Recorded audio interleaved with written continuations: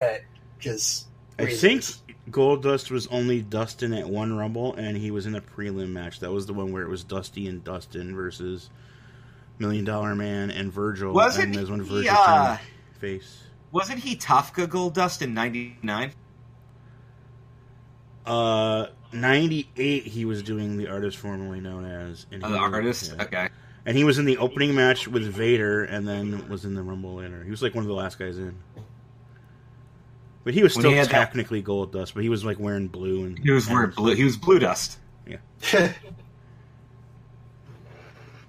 Yes. So here's a question. I think I mentioned this story. My number 20, my Billy Gunn story at the Rumble. I told that one on a podcast. Mm-hmm. But I got another fun number 27 story, which was the infamous. I don't remember which Rumble this was, but Booker T was on commentary for it, so you know it was a recent one. And he's like, "Oh, here we go, number 27. This gonna be the lucky number right here, lucky number." Oh man! And I remember me and my friends just lost it laughing. Because Booker got so deflated because it was David Otunga. Oh, man. Oh, man. I'm going to say that was 2013. It was either 12 or 13 was the Otunga. Oh, man.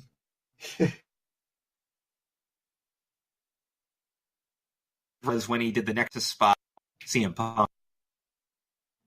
Because he had that new music for this one. So 12 or 13. Someone could look that up and drop it in the chat. But don't forget, guys, we do have a Otunga entered number 27th in 2012. There we go. Heyman's favorite Rumble, because he claimed it was the one with the most star power. Oh, Christ. Yep. I'm looking at great names like Michael Cole, Alex Riley, and Primo, and Ricardo Rodriguez. He liked Alex Riley, so. Of course he did. I didn't hate Alex Riley like everybody else does, especially after he got himself all jacked up. I hated him. But thought he could have been a thing. I hated him. I hated him since that day one. Not even day one is H? No, just day one. Just straight up day one.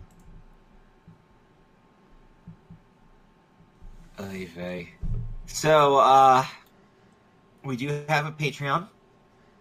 Patreon.com/Club Kayfabe. And if you guys are generous enough to donate, you can either possibly get your own segment on the show, or you can just get a nice little shout out. So I want to thank our tiered patrons. Andrew Whitaker, thank you very much. Glenn, of course, one of our patrons. Yep.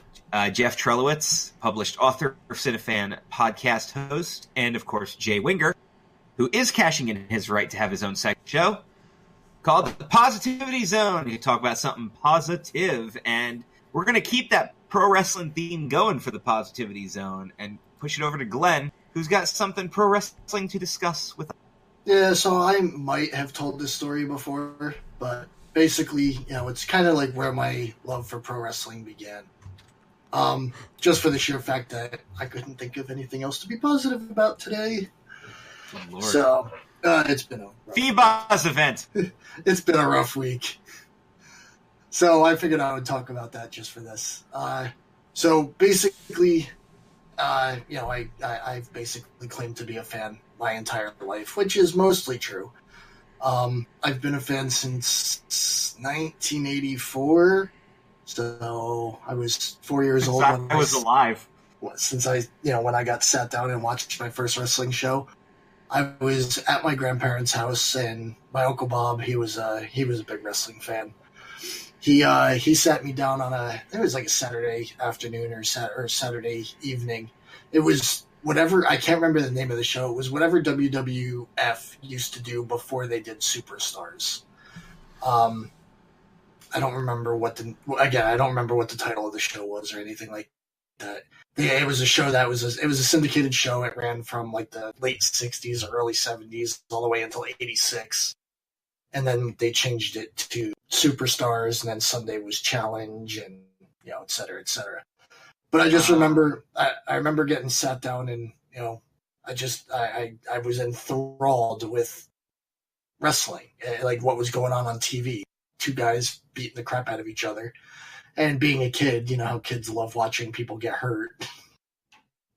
So simulated hurt on TV was a great thing. And even back then, simulated, I'll put in quotations because there's a good show thing.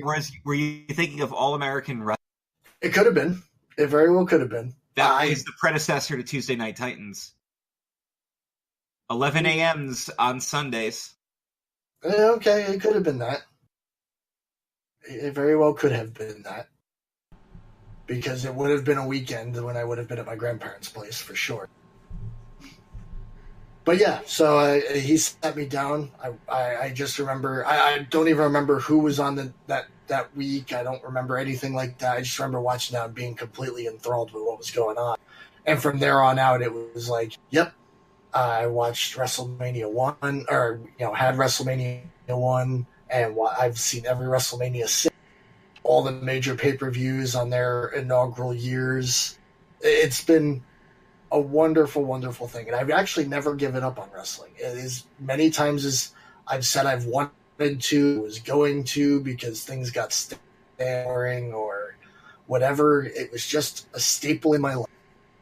It was something, one way or another, some wrestling show. I will in WWE for a while, and I was watching WCW instead. Of course, I would go back and watch WWF later, but, nonetheless, there were times where I did play my favorites, and I was definitely a WCW guy for quite a couple years. But yeah, it's always been a staple. And nowadays, if I get bored of WWE, I'll go and watch an NXT show, or I'll go and watch New Japan, because I love that more than anything these days. So it's just something that fills that void. There's when Lucha goes off TV, I go and fill it with something else, and it's just a thing. Every week I watch all the shows. So yeah. And you've of course grown to love all forms of wrestling. Oh, absolutely! Like there's no one form that I'm locked into. I kind of enjoy it. There are things that I particularly don't care for, and that's like the old stuff that MTV used to run. That stuff with fake fireballs and all that crazy crap. Lucha does it the right way. They don't involve a lot of all that crazy stuff in the matches itself, just in the segments. And I'm cool with doing that in the segments, but yeah. I don't need any of that. Oh yeah, I breathe fire. I'm going to burn you in the middle of the ring. I still think it's cool. I just it's something that'll I suspect will always be part of my life until someday it eventually it is completely gone. But I don't think that's going to happen ever. Not in any of our lifetimes. No. I mean, if boxing is still around, I suspect wrestling will survive. Boxing is such a freaking work. Yeah, there's it's one of those deals. It's some boxing you can clearly tell is the work, and then others you can tell these guys are fighting their hearts out. That's why I don't generally watch the heavyweight division boxing matches anymore, because they're kind of boring. There's a history of them being fixed anyway. So, but then you go. Well, I mean, I grew up during the Tyson era, so I loved watching Tyson fight. But then after I had given up on the heavyweight division, I started watching the smaller divisions. Like, have you ever watched a flyweight fight? Oh yeah. Dude, those fights are insane.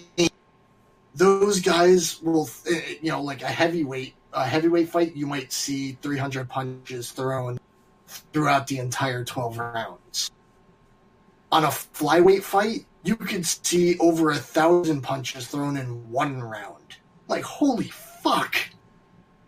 That was my first Pacquiao fight I ever watched. I think because he was smaller guys can move. He was fighting at a weight just above flyweight, I think it was. So I think it was strawweight. If you want to know that kind of stuff, just look at when Big Show Mayweather shit.